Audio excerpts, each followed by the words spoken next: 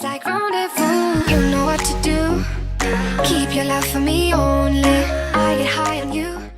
Hi guys, welcome back to my channel. I'm so glad to be back and doing Fab or Flop videos. They're so much fun.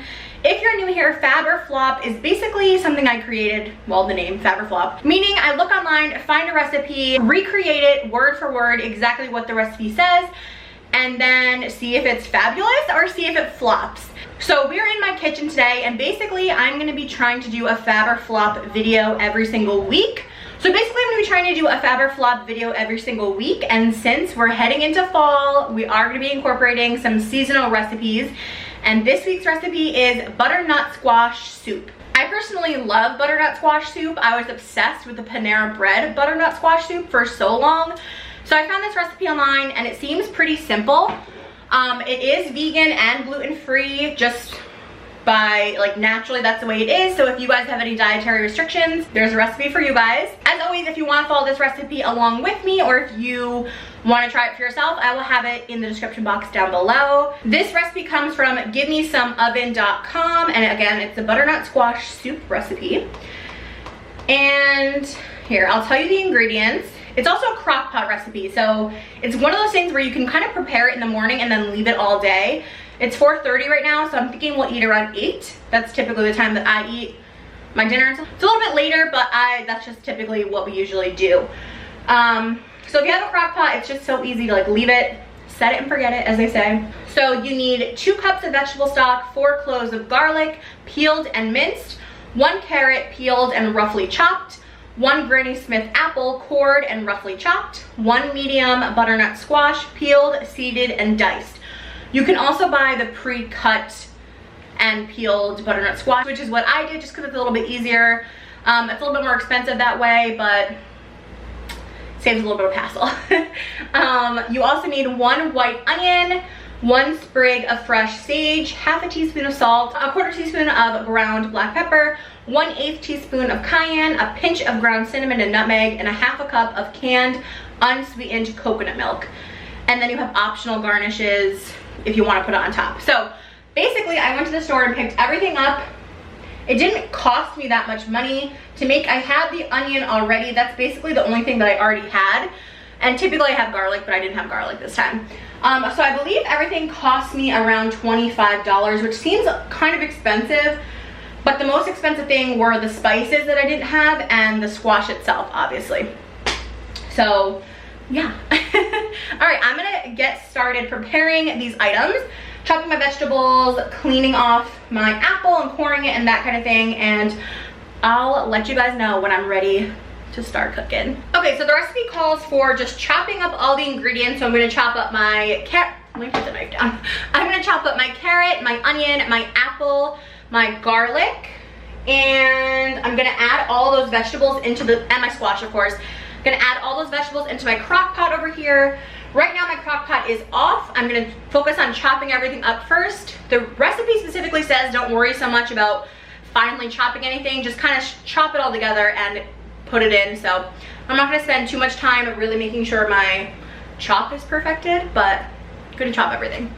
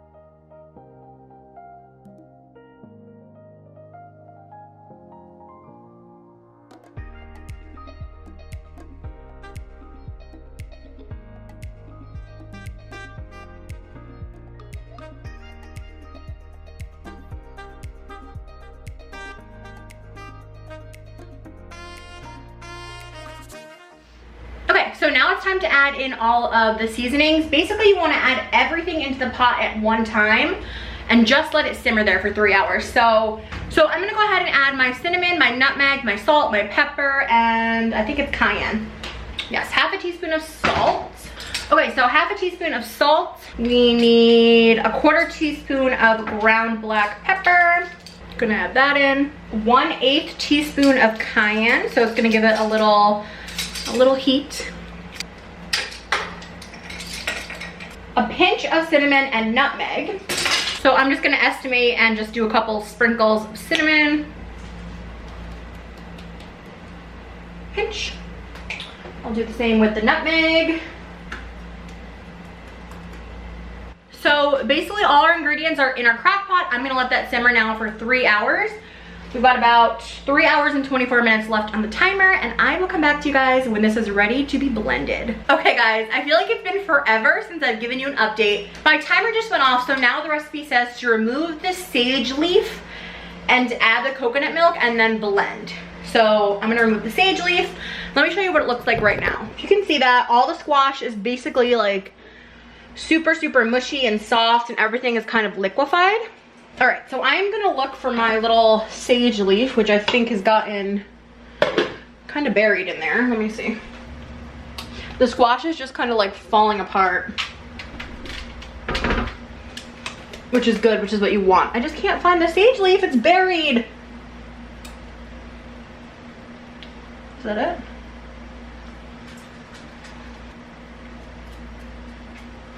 I can't find it. Is that it?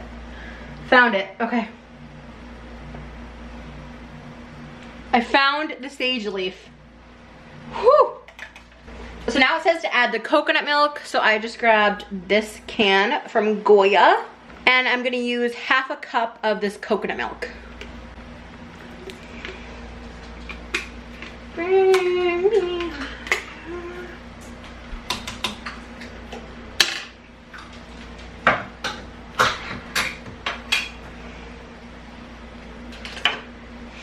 I'm just gonna kind of estimate here what a half a cup looks like. I put about half the can in. So, all right, let's see now.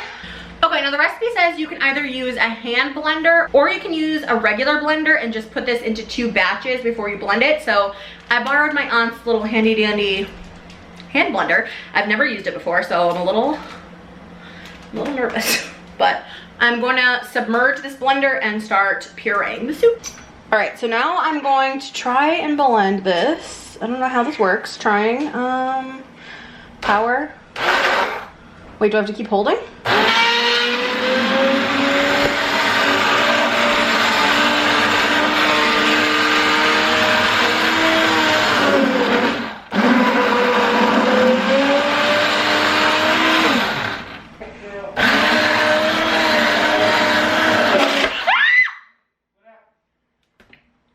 I burned myself.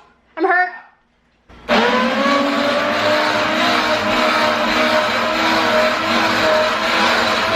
Okay guys, so I just hand blended it and I just tasted it. It's pretty good, but the recipe says that you can season it to taste, so I'm gonna add a little bit more salt and pepper just because I feel like it needs a little bit more flavor, but I'm gonna show you what it looks like. Pureed perfectly. It tastes really good. I wish you guys could taste it and smell it. The whole house smells really good.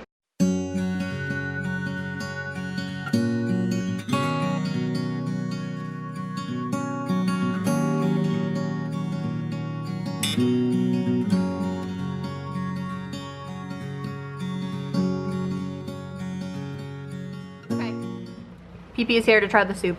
It looks delicious. Since Eddie doesn't really like squash soup.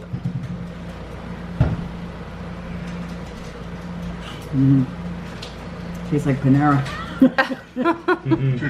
It's good? Loving it? Delicious. Okay, Eddie, you have to try it now. He hates it. Oh my god, there's no pleasing this man. Trying it? Yeah, I'm trying it. Delicious. You love? Tastes just like Panera. Tastes really So good. All right, guys, so you heard it from them, except Edward. Eddie doesn't like anything, you guys know that, but this recipe was definitely a big thumbs up. If you like butternut squash soup, I would definitely say give this a try. It's pretty low calorie, everything's pretty healthy, vegetarian, vegan friendly, gluten-free, tastes amazing, just like Panera bread. You heard it from the Queen PP herself. So again, I'll have that recipe in the description box down below. I hope you guys enjoyed this video. So let me know what recipe you want me to try next, and I'll talk to you soon. Bye.